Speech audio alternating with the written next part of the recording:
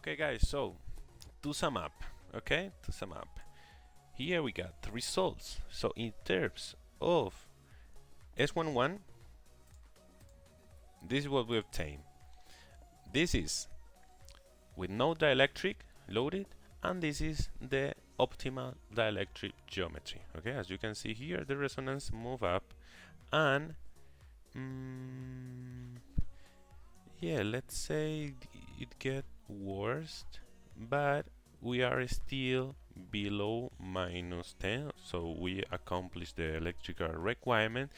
Advantages of this is a disadvantage, let's say. Okay, advantage, well, as you can see here, if we need more bandwidth on higher frequency band, using a dielectric accomplish your desire, because and also we got more linearity on our bandwidth, and also you will see now on a moment on the gain. Okay, so increase the linearity on bandwidth and also on the gain, as you can see here. Look at this behavior. Okay, here we got more ripple, and here is like a completely linearity. So this is a good advantage, but you have this is like a trade-off between S11 and the linearity of your gain, introducing losses and all that stuff. So you have to take into account, and you got to think, you have to decide, depending on your application, if it is worth or not. Okay, using a dielectric material. This video is just to let you know that this is a possibility. Okay, a good technique, a useful technique, depending on your application. Okay, so now what I'm going to do is to play with different materials, maintaining the same geometry. Okay, let's see the effect of that. Okay guys, so we launch another simulation with different materials for the dielectric, and this is what we get. As you can see here, in terms of S11, there we go.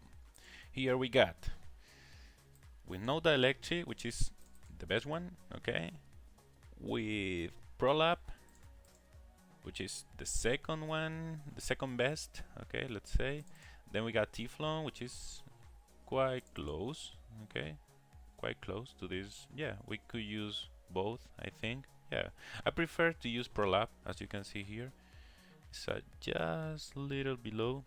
And finally, we use Delrin, which present the highest dielectric constant, so the highest losses, as you can see here. This is not a good matching. Now we are over -10, which is not desired. So this is the effect of introducing different materials. Okay, in terms of S11,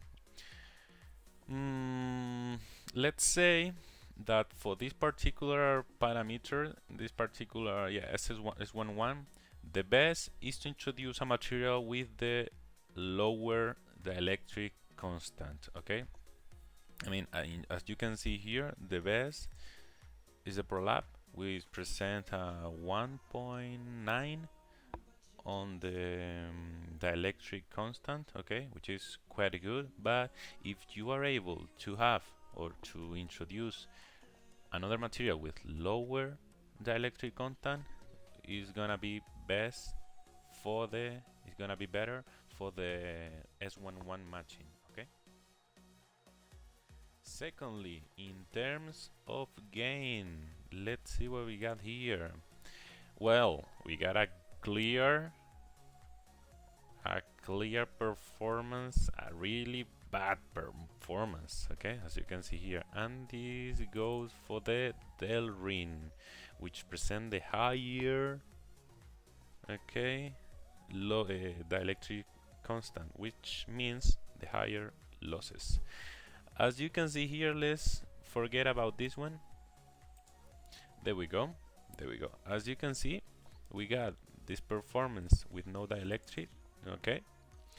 And regarding the materials, this is the difference between using Prolab and Teflon. Okay, the same geometry.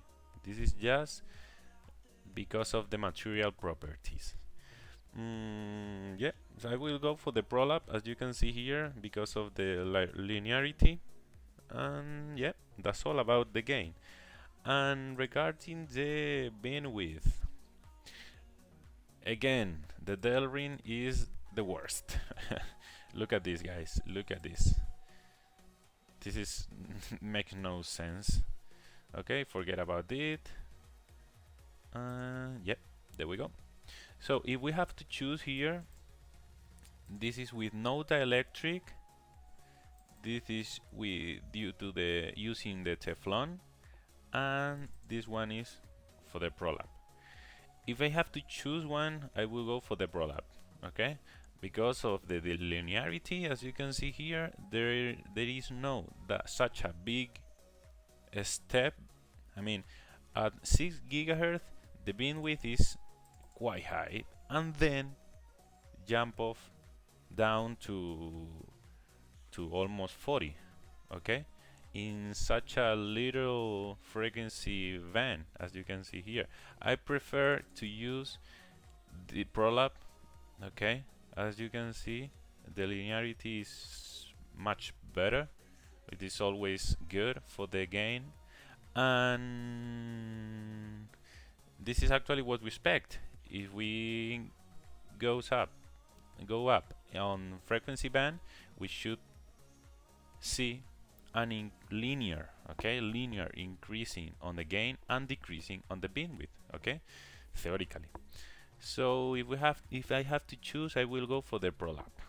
Okay, in both cases, the S11 is not a problem because we are in both cases we accomplish the requirement.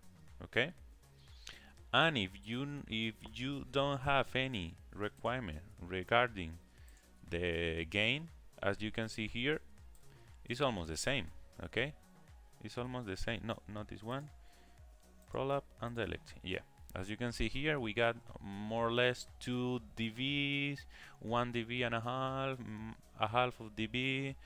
Depends on your application. Okay, so if you don't have any requirement for the gain, I highly recommend you to use Prolab. Okay, material or any other with a low dielectric constant. Okay, around 1.6, 1.8, around those, but around, let's try to obtain a value below 2.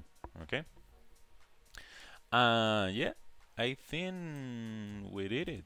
This is all about simulation. Let's see what we got on the presentation. Yeah, the design process and conclusions.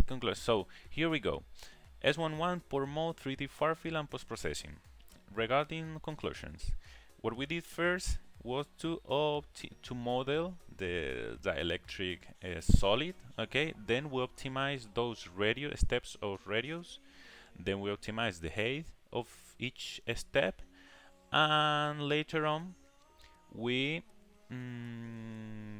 decide which material would be better for our purpose.